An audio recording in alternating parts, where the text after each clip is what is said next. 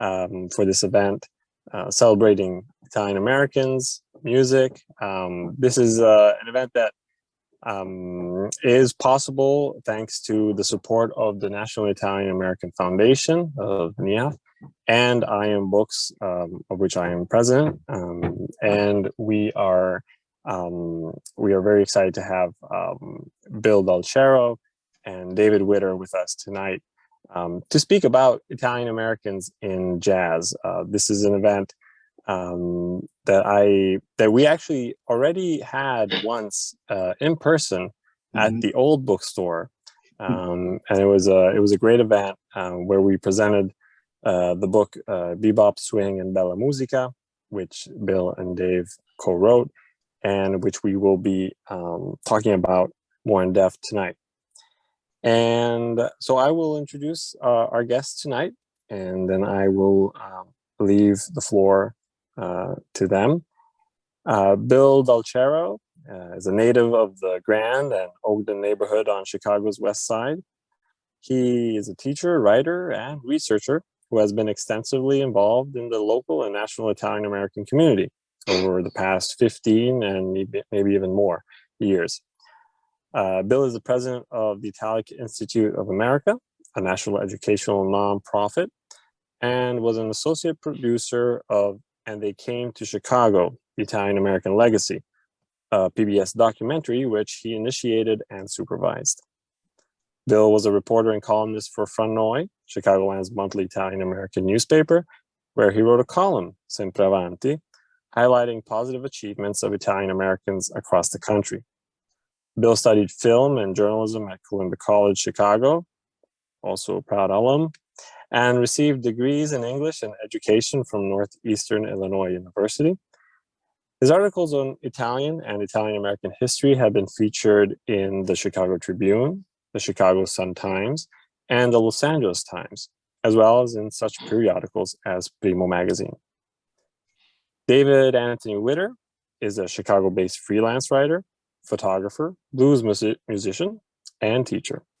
His work has appeared in the Washington Post, Chicago Tribune, Living Blues, New City, the Chicago Reader, Bay Area Music Magazine, Prima, Ambassador Magazine, The Italic Way, Fra Noi, and the Italian American Experience, an encyclopedia. David holds degrees in writing from Columbia College, Chicago, and secondary education in English from Northeastern Illinois University. He currently teaches at the Chicago Public Schools. Other upcoming works of his include Oldest Chicago from Lake Claremont Press and The Best of the Chicago Blues Annual from the University of Illinois Press. And without further ado, I will leave the floor to David first, who also has a presentation that he will share with us. Thank you.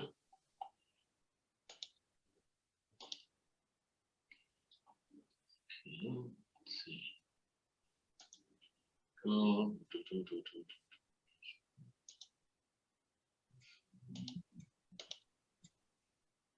Okay, can everybody see the cover of our book? I can see it. Looks great. Yep. Thank you. Okay, so I guess since the cover is up there, I'll give my side of the story, how we started, and then Bill will give his. Bill and I actually both write and still write for Fra Noi, the Italian American monthly magazine. We were both kind of in the same field, writing about jazz and entertainment, and both of us. We started this book in the mid to late 1990s, when many of the people that we interviewed, one of our main objectives was to get some of these classic musicians who were, at the time when we interviewed them, were in their 70s, sometimes 80s, and we would write stories about them for Fra Noi, Louis Belson, people like that. And Fra Noi, just as wonderful as Fra Noi is, it didn't give us the space to completely tell these people's stories. Stefan Grappelli, and Bill will add more. And so Bill and I went on this mission to capture these stories of this great era of jazz, not only jazz, but not only Italian American history, American history. we think that this book is not just about jazz, not just about Italian American history, but American history, the immigrant experience, how these people overcame tremendous obstacles, which we will get into the presentation. Can I just make 2 quick points? Yeah, that's Bill. Go ahead. Yeah. About the cover, actually. To back up Dave's point, one of the reasons we wanted to do this, to document history, of course, that a lot of these people were up in age, and of course there was urgency. And if you look at the cover of the book, in the background behind Joe Lovano, who has the saxophone, is Dorothy Dodgen. She was the first female drummer. She's like right in between Joe Lovano on the left and Flip Phillips on the right. They're both playing saxophone. She just passed away last year. She was like 93, 94. So that just kind of reiterates why we were honored to get these stories out there. And when we met her in person, she was just so delighted that people, quote, remembered her, and that people were actually documenting what she and others have done in this genre. So that was good. And then an hour ago, interestingly, as I was passing the time, I was watching Turner Classic Movies, just passing the time. And some 1957 black and white movie came on called This Is the Moment or This Is the Time, with Anthony Franciosa, Paul Douglas, Gene Simmons. And there was an appearance in the movie by the Ray Anthony Orchestra, like halfway into the movie. Ray Anthony's real name was Ray Antonini. He was a very famous band leader in America back in the 40s, 50s. That's why he's in the movie. But again, most people wouldn't even know that he was Italian American, full-blooded, Ray Antonini. And he, by the way, just celebrated his 100th birthday 3 months ago. He is the last remaining member of the Glenn Miller Band. Now, these are just little interesting factoids we want to share with people and to show them that this is still very relevant.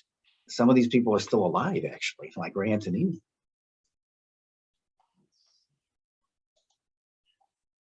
So, Bill, you want to talk about this one? Yeah, I think this is a story that people are becoming more familiar with. But first, a little bit of the background, because as everyone knows, or most Americans should know or should be told, it should be taught in the schools, that jazz is the premier American art form. You go around the world and people say jazz and they associate it with America, and it is one of the few American things that have been created in this country. And it all started back in New Orleans, which was a very interesting multicultural city back in the day, 1890s. African Americans, French, Spanish, and of course Italians. And more people are becoming aware of this famous incident in 1891, where 11 Italian immigrants were actually executed in Congo Square, which is where the birthplace of jazz took place. And it just kind of demonstrates the whole idea, like Dave said, of American history, how Italians weren't always accepted. They were kind of terrorized and discriminated against too. And then you had this fascinating backdrop of music, which was an escape from prejudice, poverty, discrimination, which was a way to blend friendships that they had with African Americans who lived in neighborhoods close to them, who were the actual progenitors of jazz music. But they may have adopted some Italian American traits into their music, notably opera, folk music, which you try to document into the book. So like you say, to use the New Orleans word gumbo, this book tries to show that gumbo experience. So as we're talking, this is, when the Italian American immigrants arrived in New Orleans in the mid to late 1870s, 80s, many of them arrived to play in the French opera. Many of them were musicians imported from Italy, specifically Sicily, to play in the French opera.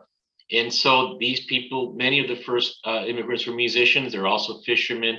People worked in the sugar fields. But they brought with them many of these traditions, including the funeral dirge in the band, that marches through the streets of Sicily and these other islands that at a funeral with the white uniform, the cortege, the band stops, they play the music. They do this also at feast, festa, feast saints for the feast days, feast of St. Michael, feast of St. Anthony. And although there are also origins of this in Africa, there is evidence that the jazz funeral processions was somewhat of a blend of the uniform, the marching cortege through the streets of New Orleans, in is sort of once again a gumbo of African culture, military bands from the Civil War, and the Sicilian immigrants who came there. And if you ever see both of them, they bear a striking resemblance. And this is just how these people came integrated. Not so much by the language, but musically and culturally, not completely, but they crossed paths. Cross-fertilization. Yeah, so you want to go on and talk about the Festive Bands? Yeah, there's an example of that right there, actually. There's an actual photo we found. The Triangle Jazz Band, notice the spelling, JASS, 1916. More proof that Italian Americans have been involved in jazz since the onset. And Dave, too, mentioned this before. I think this is in the book. The whole song, When the Saints Come Marching In. The procession of saints, that kind of ties in with that whole idea, because the procession of saints isn't really a Protestant thing. That's more of a Catholic religious ceremony. And the Italians, of course, back in the old country, classical country, I call it, would have these processions with the saint statues. And they certainly did them in New Orleans. It's well documented, right? 1870s and 80s. So it makes sense that these were observed and absorbed and put into the whole jazz tradition. So you had a lot of musicians, basically, some of them will listen to the jazz. It was played at the black clubs, and they were playing their type of music. But the first very, very successful commercial jazz artist in the United States and the world was Nick LaRocca. Nick LaRocca had, as it says here, he had the first million-selling jazz record, the first kind of hit jazz record, Hold That Tiger. He toured Europe. He played for the Queen. Their band actually spread their music to Chicago eventually. So he was quite an ambassador of jazz, and many young Italian American, as well as people like Louis Armstrong, heard him and perhaps looked up to him a bit. This is just another interesting point that we put in the book, just to give it a little bit of roundness. Between 1917 and 1918, an axe murderer preyed on Italian American immigrants in New Orleans.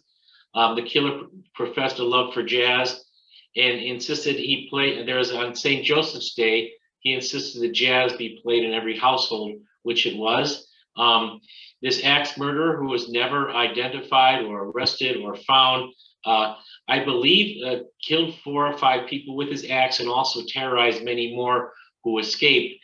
And on that St. Joseph's Day, apparently every house in New Orleans played jazz, and the Axeman's jazz, or the mysterious Axeman, disappeared for good. But this is just another link between the Italian-American community and jazz. They actually wrote that sheet music, right? Are those Italian? I think those are Italian lyricists, right? Yeah. Yeah.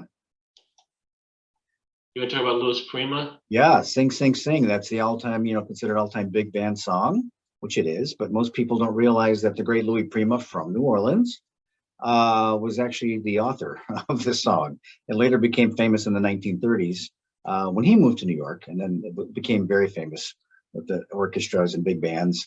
But most people forget that not only was Louis Prima a great entertainer, he was actually a very good musician, and he also wrote jazz music. So he's very well-rounded, to get back to Dave's word, rounded. And he grew up in New Orleans in the Storyville area, which was an area of prostitution. Many of these early musicians actually started, Fes Mineta, who was of mixed Italian, Portuguese, different races. He started in these, I guess, houses of prostitution or cat houses. Leon Rapolo. Musicians, yeah. Musicians. A lot of them got their start there. Louis Prima was by far the most famous, and I'm sure you guys have seen his music keeps coming back. It's in movie soundtracks, it's in commercials. It's something that just continues to live on. Mm-hmm. You want to talk about famous jazz duos? Yes, Joe Venuti and Eddie Lang, whose real name was Salvatore Massaro. I'll get back to that in a minute.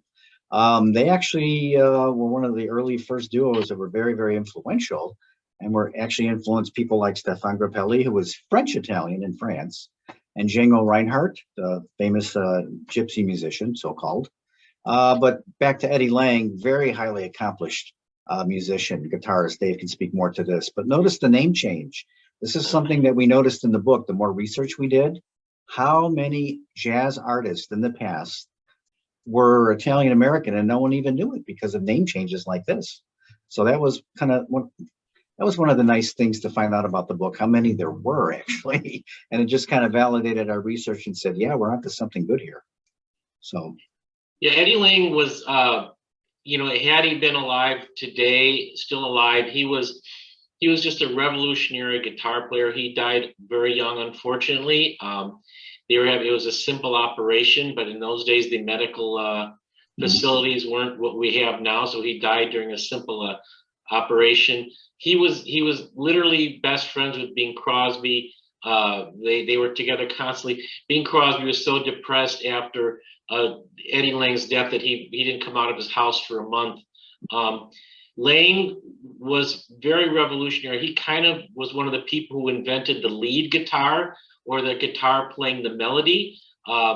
Before until about 1930, until Lang, the guitar primarily, well, first it was a banjo that was used in the Dixieland band. And the guitar was primarily a rhythm instrument where the guitar player would just kind of play chords and follow the just supporting, and then because the guitar did not have the volume to play a lead, it couldn't compete obviously with a trumpet or saxophone.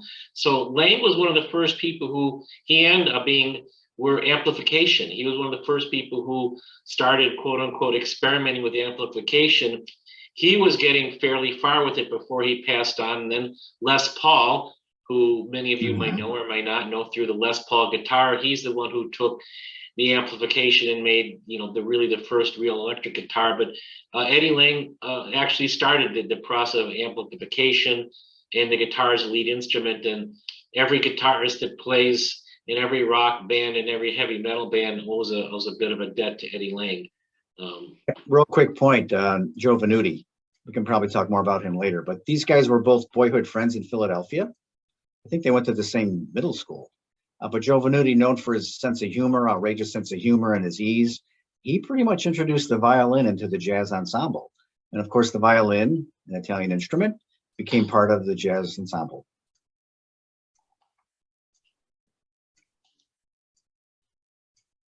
So you want to talk about this, Bill? Yeah, actually, Dave, you were just mentioning, I was going to say Salvatore Massaro, but Eddie Lang. Do you want to talk about what Eddie Lang did with blues? Eddie Lang, yeah, I just saw this. Somebody just had this. Yeah, Eddie Lang also played a lot of what we call country blues, or blues, the kind of music I try to play, or I play. So yeah, Lang recorded under a pseudonym. I did like Big Boss McDonald or something like that, where he went to the South and he recorded blues records with Black artists. Once again, revolutionizing, way ahead of his time. So he went under the assumed name for two reasons. Number one is he was a Caucasian or white making records with Black artists, which was done at the time, but not yet. And also he played the country blues, with which the jazz musicians thought of as kind of beneath them. It'd be like a classical musician playing country music. You're seeing a classical conductor doing some kind of a hoedown dance. So they considered it beneath them, but he loved the music so much that he played it. So Eddie Lang, they really should do some more. He should be more recognized. But that ties into this slide about, this is one other than the name changes, which we found when we did more research, we were also pleased to discover, though we kind of knew, the amazing relationships that Italian Americans and African Americans had musically and even as friends, and what they did. And the Italian Americans are kind of instrumental in helping to break the color line in jazz. And as the slide says here, Joe Marsala from Chicago created the first integrated jazz band in 1936. This is documented by Leonard Feather, the famous jazz writer. So it's not something that we're making up here, but this story and Eddie Lang's story and more stories we can talk about all the way up to modern day, Frank Sinatra and Tony Bennett marching with Dr. King. Italian Americans and African Americans have forged many long relationships musically and in terms of friendships over the decades. And I think this is a story that I think we desperately need in these times when we're so racially polarized in this country, to see what we did as a country. So one of the people that Bill and I were fortunate enough to actually interview in person before he left us was Louis Bellasoni. He is, in anybody's book, one of the top 5 drummers in jazz and big band history, black or white. Is one of those things like, Michael Jordan or Babe Ruth. He's pretty much up there. Belson was, he played in Duke Ellington's orchestra, so he broke the color line as being the first white drummer to play in a black band. He also broke racial barriers by marrying Pearl Bailey, which even today, unfortunately, interracial couples get a little bit of grief in certain areas of the country. But when he married Pearl Bailey in the late 40s and early 50s, it was somewhat risky, Yep. And he really advanced things. But Louis Belson just played big band. He played jazz. He played in quartets. He played in trios. He actually invented drums. He didn't invent drums. He invented different types of drums that the plastic, hard shell plastic coating that is on almost every drum. It's been the Remo company. Remo, yeah. But yeah, the Remo. He and Remo invented it because when he played outdoors, drums used to literally be cow skin or skins, and when he played outdoors, they would get wet and they were impossible to tune. So not only did he like Eddie Lang, they advanced musically, but also technically and technologically. They were very forward thinking socially, musically, and technically. Yeah. Conti Condoli, Pete and Conti Condoli, the Condoli brothers. Brothers. They played with Woody Herman, Stan Kenton. They were just, they were they were, I hate to use this word rock stars, it's such a cliche, but they were these stars of the day. Their names were on headlines of every movie, of every theater that they played at. And what many of these gentlemen did, Louis stuck with jazz until the very end, playing in quartets and quintets and playing bebop. But the Condolis and many of these jazz musicians actually moved to Los Angeles and played in bands like the Johnny Carson Band, or they did movie soundtracks. I was just watching a movie from the 1960s, or these TV shows, Adam 12 and Mannix, and the car is driving through the street and they have this frantic trumpet, and that was them. That's they, rather than be on the road and traveling from city to city, living on the suitcase in their later years, this is what they did. So I'm sure you heard them in movie soundtracks and television soundtracks, the Condolis, especially they were featured in the Johnny Carson Orchestra for many years. 30 years almost, I think. Yeah. Oh, Buddy DeFranco, you met him personally, of course.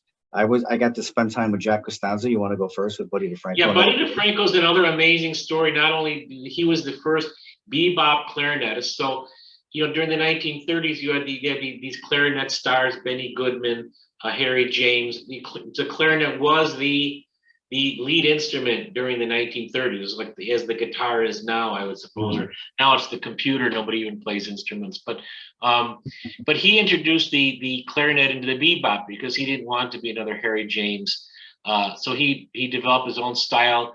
He got in with Charlie Parker and Dizzy Gillespie, and they accepted him, and he played with Parker, Gillespie, Art Blakey. But another amazing story about Buddy DeFranco, which if you guys get the book, read the book, is the tremendous backstory that he had. Many of these artists, Louis Prima grew up, on the streets of New Orleans, houses of prostitution on the streets, fights, chickens. Wingy Manone is featured in the book. He had one arm, which he lost. He used to tap dance on the street. He was more or less an orphan, and he used to tap dance on the street, and people would throw nickels. Buddy DeFranco's father was blind, and he grew up during the Great Depression. So you can imagine trying to find a job, even if you're able, not disabled, but he was visually disabled, his father. So Buddy DeFranco told a story of waiting all day in the bread line. And as soon as they got to the bread line, the window closed and they did not have any food for that entire weekend. And then apparently his father, they gave him a job at the movie theater filling the machines with candy. And filling the machines with candy, and apparently he got to eat candy, and that's what they ate Dinner, for for like a dinner. week. They got to eat candy bars. Yeah. Yeah, sad story. And he learned by Costanza. I was just jumping in on Jack Costanza, the percussionist. Both of these gentlemen, by the way, lived to be in their early 90s and were still very healthy up until the day they died, which again, you wonder, the Italian lifestyle plus music keeps you young. But Costanza was an interesting guy too. He introduced, as you can see there, Latino beats into jazz. He was very, very popular with bongos. He was well known in the 1950s. And if you look closely, that's actually the great Nat King Cole getting lessons from him. Marlon Brando, the actor, took lessons from him before he did a movie. So again, all these interesting little things in jazz music kind of in the background. And Italian Americans were there. They may not have been front and center, but they were certainly there making contributions all the way from New Orleans up until the modern day. So Flip Phillips is another one. Flip Phillips was also, he just only left us recently, but Flip Phillips was another one who was totally accepted by Charlie Parker, Dizzy Gillespie. He toured the world when they had these all-star jazz orchestras, you know, and there he is with Clint Eastwood many years ago. So yeah, and then it says born Filippelli. So, you know, he's someone that you might not have heard of, but he was with the Norman Grants and all these jazz all-star orchestras. Very influential behind the scenes. Yeah, it's interesting. Can you go back real quick, Dave? Sorry. There's a photo. I'm trying to locate it. I think it is one of the Norman Grants things. And there's a photo of all these great jazz artists sitting in an orchestra practicing. There must be 12 of them. 11 of them are African American. The only quote white guy is Flip Phillips. So another story of these great collaborations. Well accepted. So you want to talk about the Pizzarellis? Yeah, father-son duo. This came up a lot too. A lot of family members. Dave mentioned earlier the brothers, right? The Condoli brothers. We found out there were cousins who were related. And here's a famous father-son duo. Again, we just lost the top gentleman there, the father, Bucky. He was, I think, 92, 93, still playing the guitar up until the end. And then the son kind of took over as a vocalist and a guitarist. And so that was kind of like a nice one to see, kind of all these family connections. And that's interesting too, because like Dave said earlier, nobody plays music anymore. They just listen to computers or earbuds, whatever. Back in the day, that's all people had was music or their musical instruments.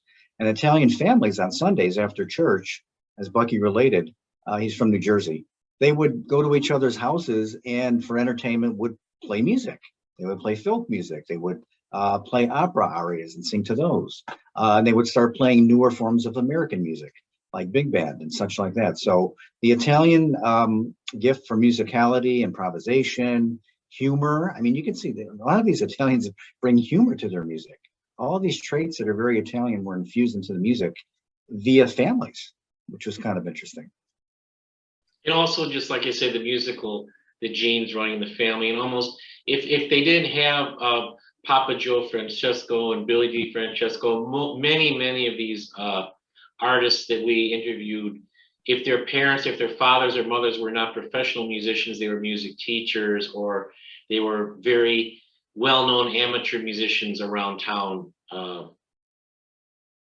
Yeah, think of it. No internet, no television, no movies weren't really big. Music was all people had. So Johnny Frigo was another person who I was very fortunate enough to meet him, and you know, Johnny was everybody's friend, but you know, we spent many hours together, and he had the most amazing story. And like it says, this book examines the struggles of many immigrant families. Johnny Frigo was so poor growing up as an immigrant during the Great Depression, and beforehand, his father collected rags. He and his father collected rags. They were ragmen, which obviously is not a lucrative profession. And then Johnny, they didn't have any food, so his father sent Johnny out with a slingshot and then later a BB gun, and they would kill birds in the parks of Chicago and on the streets, songbirds, different birds, sparrows, and they would make soup out of them. And that is what they ate.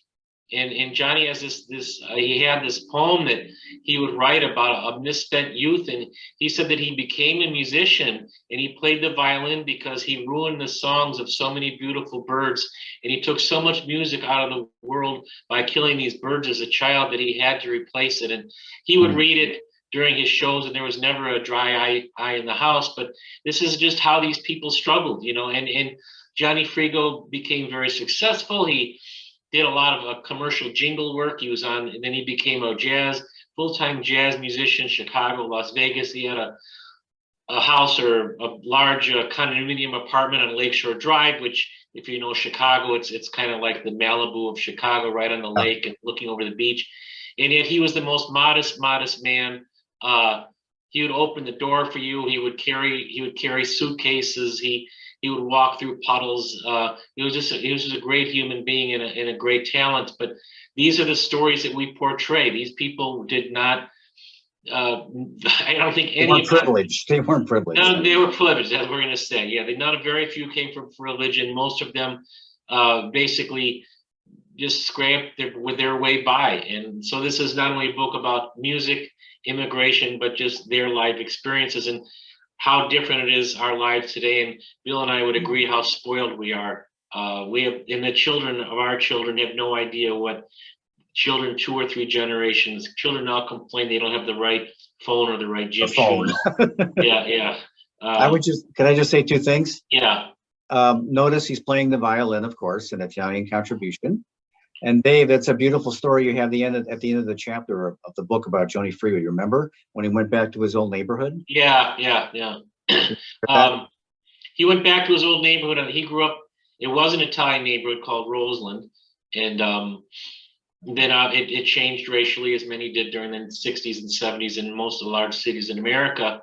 But so he was in his early 90s, and so he basically showed up in this suit, and they were filming a documentary, and they looked, who's this old white guy, kind of suspicion, and he says, I was born here, I grew up here, this is my house. And he started playing violin, and all these children, the African-American children, started following him like the Pied Piper. You really lived here, and I lived here. And so Johnny Frigo was jazz and music breaks racial barriers, and that's another theme of our book. You want to talk about Chuck Mangione? Yeah, Dave just mentioned the 1960s and how jazz changed along with America. The most famous example, which most people would know, is Chuck Mangione, right? Who came out with a very famous Feel So Good song in the 1970s. Some people will consider it light jazz, but it was still good music. But what people don't know is that prior to that, he was very well known and well respected. Again, he and his brother, he had another brother who was also a jazz musician. So they came from a strong family of jazz musicians, I believe in Rochester, New York. There was a big, huge Syracuse, Rochester, the whole area. Yep. And then Al Di Meola added jazz music to fusion, and Bill Russo, who you knew very well, Dave, was these guys were introducing new styles of jazz to people in the 60s and 70s. So most of these Mangione, Di Meola, Russo were second generation. Almost everyone that we talked about, Frigo, they were either first generation coming here from Italy or the immigrants of first generation, and they somewhat struggled. Mangione, Di Meola, Russo, slightly more Americanized, and so they actually had a little more advantages of education. Many of these other people just winged it, literally, like Prima, just learned on the street and playing in clubs.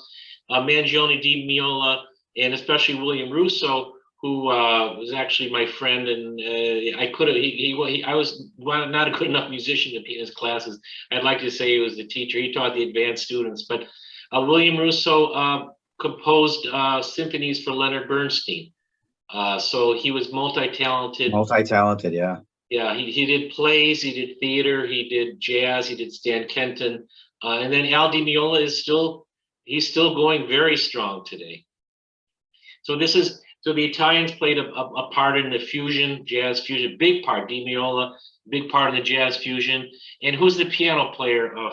Oh, he just passed away last year. He just passed away. Yeah, I just saw a picture of him. Yeah, Sicilian. It's an Italian name, but I can't remember. Oh, I know, it's just from Weather Report and these bands. We'll think of it in a minute. But like out of the top 5 to 8 fusion guys, DiMiolo and this other fellow, Chick Corea were right in there.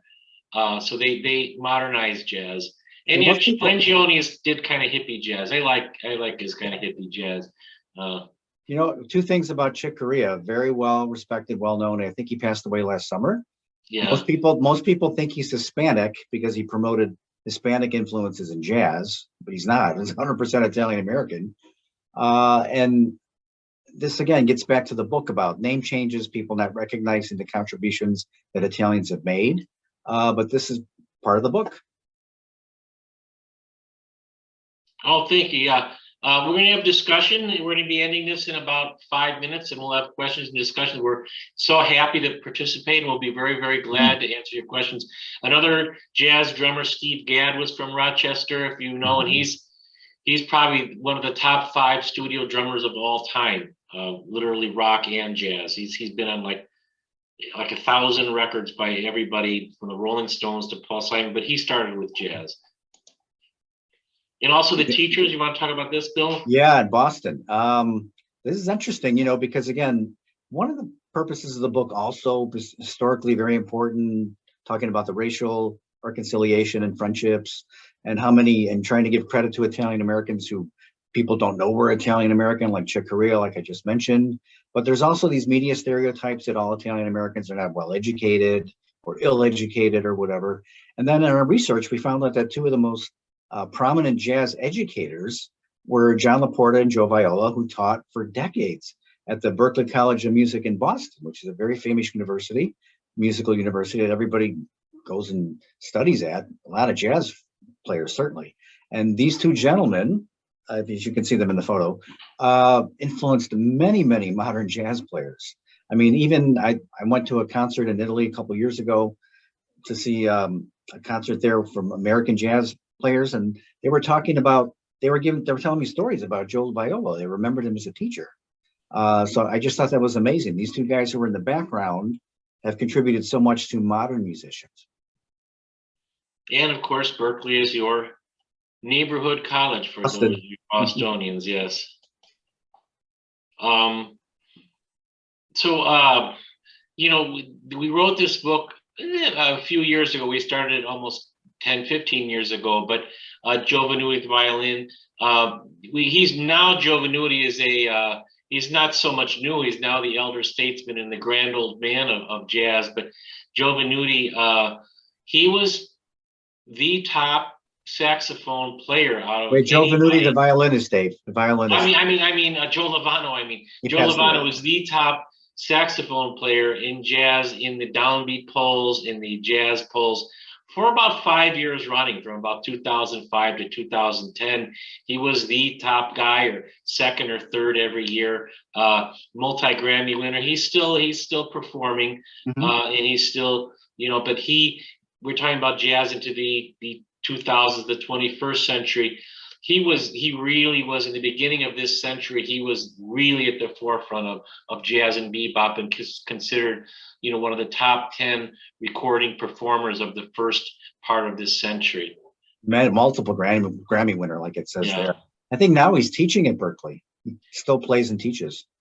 Yeah, he's playing with Esmeralda Spalding, and she's an African-American bass player. I think they're on PBS quite often.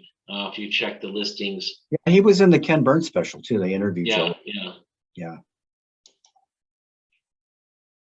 So also, we've talked about many female performers. Bill mentioned Dottie Dunlop at the very beginning, and she wrote a wonderful book. I just read her book, and all that she went through.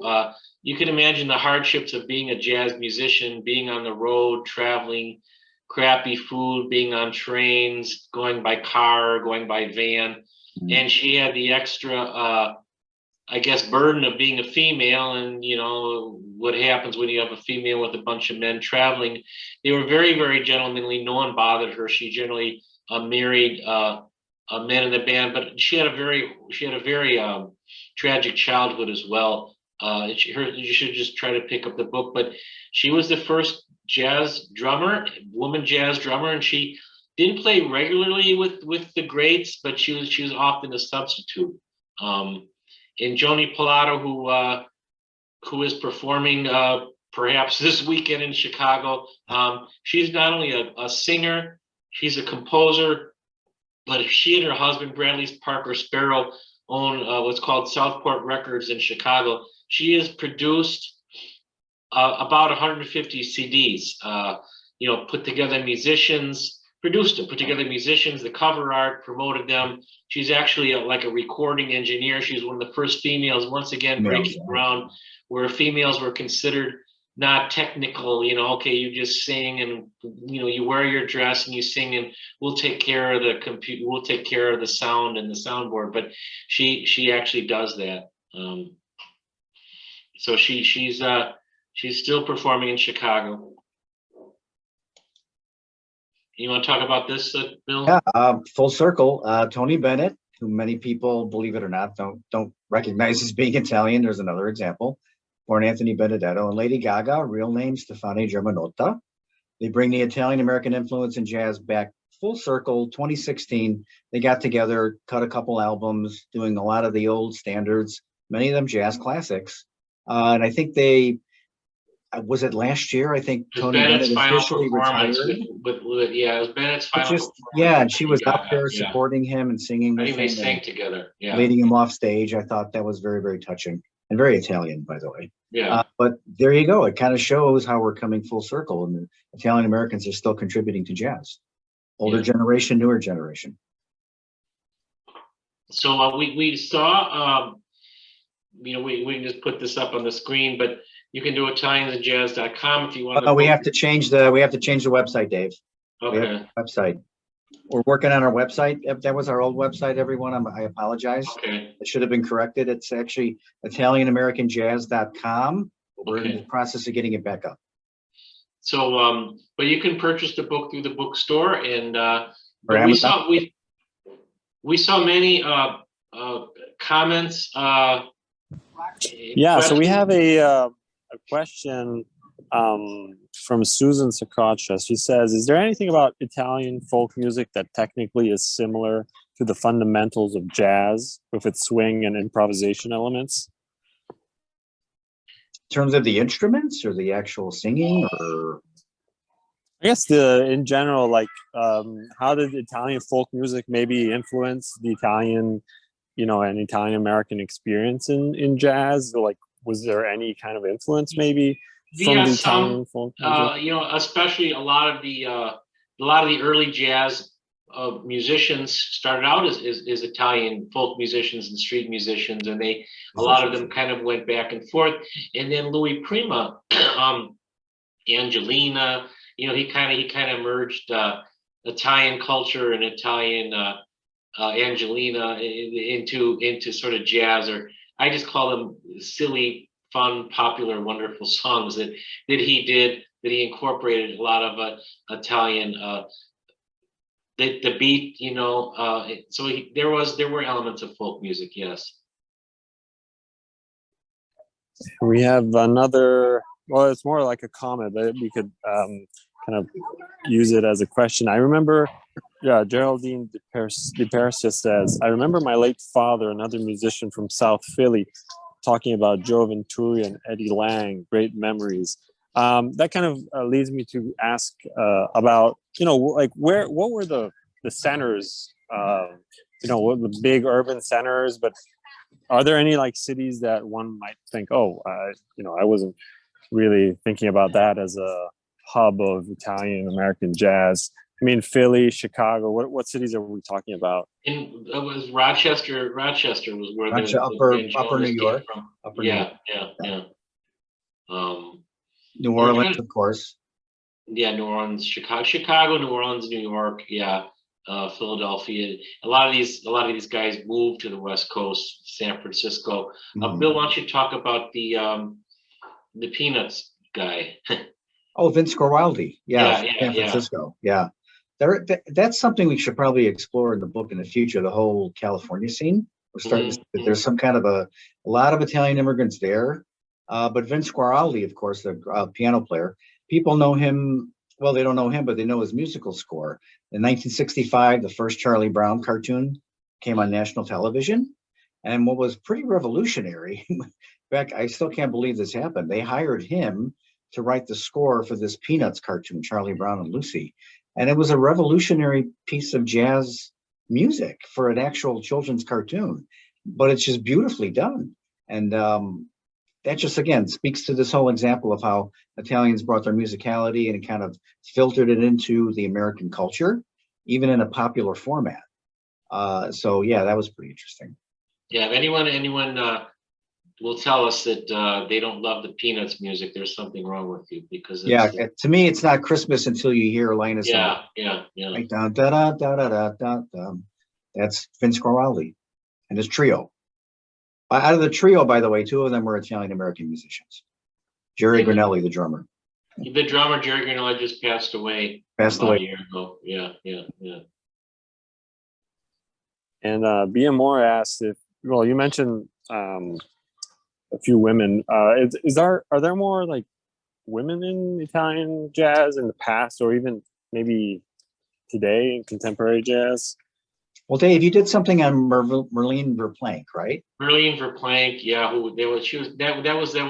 was me. That was Bruno. Sorry. Merlene Verplank. You wrote about it. There's a lot of there's many contemporary. There's some contemporary singers and contemporary women jazz artists. Yeah. Well, Roberta Gambarini from Italy, from Torino, Right. Italy. She's been very famous the last 10 years.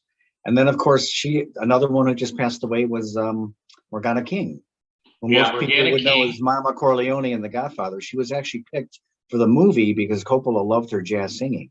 Yeah. And she was a jazz singer primarily. She was a jazz singer, Taste of Honey. She was an Italian American from New York, and yeah, she just looked the part, but she was very well known and very well respected in jazz circles. Mm-hmm.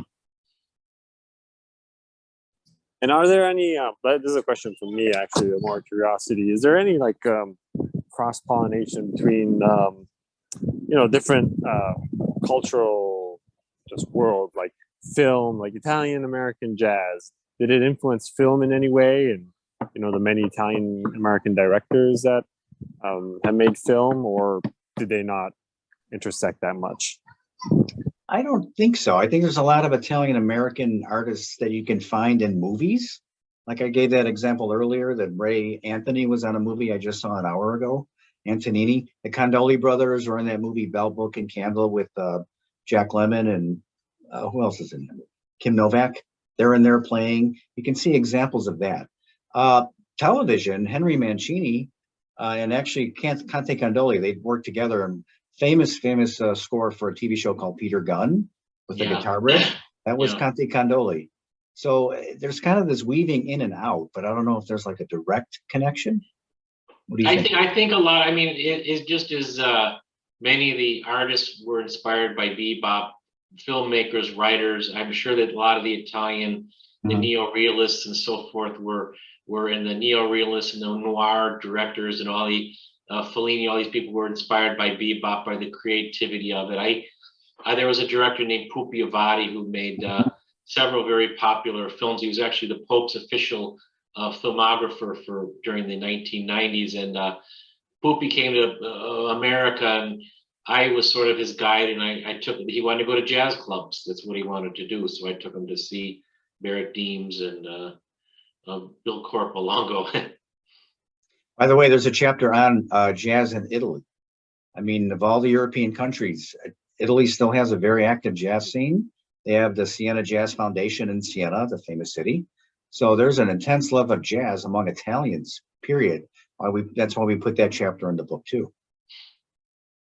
And we have a question or a comment from Nick Taylor. It says, you mentioned many of the most popular Italian American musicians I know, but one name I noticed you didn't mention was Henry Mancini. Henry Mancini. Henry Mancini, I guess, and he says, I guess he was more of a composer than musician, but he's someone I'd hope to hear more about since he contributed in many films. There we go. Yeah, he's a great film composer, but I don't know necessarily if he devoted himself to jazz. He was more pop culture and movies, and brilliant at what he did. But the Peter Gunn score that we just talked about, Peter Gunn, that was probably we give him credit. I mean, he's the one who introduced the whole rhythm of jazz into the American mainstream via that TV show by composing that very famous song that he and Conte Condoli played on. Mm-hmm. So in a way, yeah, you should probably, it is mentioned in the book actually, but not in depth. And we also have a comment about Connie Francis. I mean, she was Italian American, right? And yeah, Concetta Franconero was her real name. She sang in Yiddish, by the way, not only Italian, but in Yiddish. She grew up in a mixed Jewish-Italian neighborhood, and she turned out albums both in Italian and in Yiddish, and of course in English. She was more of a rock, pop culture singer. Yeah. Very wholesome. Jazz was very stretching to say she did jazz. Yeah. She's still around, right? I don't know if she's still performing, but she's still alive.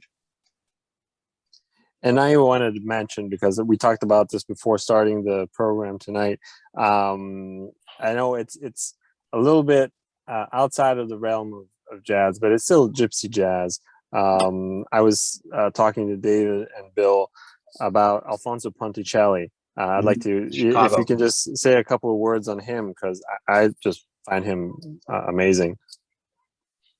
Yeah, Alphonse he performs primarily in Chicago, but out of the, I guess, the torchbearers like Stefan Grappelli, obviously, as Bill said, he's of Italian birth, raised in France. He kind of was a European. Many of these artists were Europeans. Europe is, as you well know, many of you have traveled. It's not like America. It's not as provincial. You move you marry, you move. So Ponticelli. He's one of the main torchbearers of the Stefan Grappelli, the gypsy jazz, and he's played almost once a week in Chicago since for the last 20 years, and he's got CDs out, and he's we were sort of friends, we've parted ways, but I'm sure he'd be happy to see me if I did see him. But yeah, there's the Italians. We're very much part of it. That's where the woman who said the folk music. I think that's where the Italian folk music and the Romani or Gypsy. That's kind of where all that blends in there, in that kind of thing. And then Stefan Grappelli was inspired by Joe Venuti, listening to Joe Venuti records in the 1920s. So. So what about nowadays? Like, where does one have to go to hear some good jazz, some good Italian American jazz in Chicago? Well, you guys are from Chicago, so let us know where we need to go. Yeah, you guys. He's another dear acquaintance of mine, Frank Catalano, he's in the book. He's actually the last person we did a complete profile on. Frank is just amazing. He often has the #1 jazz album on the Billboard charts, or #2. He's touring the world. I'm in contact with him through social media and through texting. He's just an amazing guy. He's in Paris. He was in Paris a couple weeks ago, the 14th, this weekend maybe. I think he's going to be at Birdland, or next weekend, sometime next week. That's in New York. Yeah. He played with Tony Bennett too, didn't he, Dave? He played with Tony Bennett. He played with Tony Bennett. He played with Louis Belson when he was in college. And I was just talking to somebody who went to DePaul University, a Catholic University of Chicago, and Frank was like attending school there, and he was taking music classes, that the kind that I would probably be in, at sharps and flats and learning that kind of stuff. And then so Frank would do like the sharps and flats and the circle of eighths and breaking down chords, and probably take him about 30 seconds. And then at night he was playing with Tony Bennett and Louis Belson. So it was quite the story as this kid in college with these music classes, and he's like 20. 18, 19, 20, playing with Louis Belson and playing well and impressing these guys. Yeah, in their bands, in their bands. Yeah. And as far as where to see jazz, there's a very limited selection in Chicago. I think we're down to 2 major clubs, Dave. I think you can find more jazz clubs in Italy actually than you can in Chicago or America in general. There's a greater love for this music elsewhere than here, which is such a sad irony. Because I think if more Italian Americans realized what their people contributed to this music, I mean, they'd be amazed to see, wow, look what we've contributed to this mosaic, to this great music that African Americans started. And as Joe Lovano says, jazz is like a great big tree, but there are also branches, and the Italian branch is the olive branch, and we should explore that. Yep, actually, there's a guy named Bill Marinaro who's playing at the Jazz Showcase. The two main clubs are the Green Mill and the Jazz Showcase, and Bill Marinaro was playing at the Jazz Showcase this weekend. You know, they're also, there's a very, very lively jazz scene in universities, college big bands, university. Rochester still, New York, Rochester. Yeah, yeah. Any major university will have a really good jazz band. They'll hire, you know, the great jazz musicians to either teach there or be a guest artist, and they have concerts, you know. But Boston, I'm sure you'll find, you know, we were talking about all the different schools in Boston. I'm sure you'll find Berkeley. Yeah, my gosh. Yeah. And we have a good, we have the Scholars Jazz Club, we have Regatta Bar, we have a few. But yeah, Berkeley obviously attracts a lot of new talents and new musicians. We even have a good friend of ours, Stefano Marchese, is an Italian playing jazz at Berkeley, and you know, there's really a lot. There's a long list. So we'll have some new and upcoming jazz talents coming out of Boston, I think. I hear one in the background. I hear a singer. Yeah, there's a singer back there. It could be my son. And no, well, you know about Italy, we have the Umbria Jazz Festival in Italy. I don't know, yeah, amazing. And I think it's one of the, you know, most sought out festivals when it comes to jazz. From what I know, it's very, very popular. Actually, I think Umbria honored Chick Corea 2 years ago, so that was nice that he got a tribute just before he passed away, and it was in Umbria at the Jazz Fest. Is there anything similar to that in the States, like big jazz festivals? We used to have the Newport. Well, we used to have the Newport yeah, Jazz Rhode Island. Festival, which is in Rhode Island. The New Orleans Jazz Festival isn't really jazz, and you've got become very pop. Jack White and all these people there, and you know, R&B singers.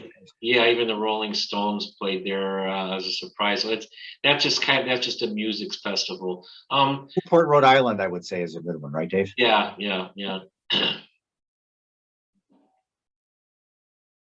Well, I want to thank you, Bill and Dave, for this really fascinating and really, really great, informative session.